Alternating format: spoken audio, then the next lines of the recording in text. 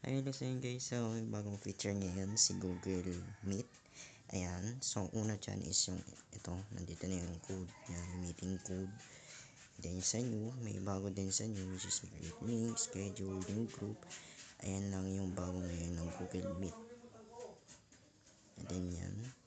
And then simple pag nag-enter kayo ng code or pumasok kayo sa meeting, halimbawa mag-create kayo ng link. Ayan, so join kayo. Ayan, ganyan pa rin naman yung kanyang UI. So, pag nag-create kayo ng ano dyan, tapos pag ginay niya yan, ganun pa din naman yung UI niya guys. Ayan, di ba kung mag-join kayo.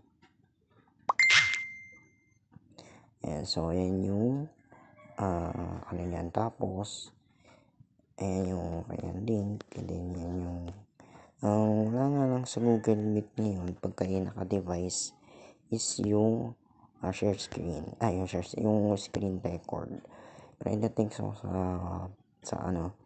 sa desktop is meron siya. Pero yun lang naman yung mga bago ngayon ng Google Meet, bago niyang UI changes. Ayan. So yun lang guys, and thanks for watching.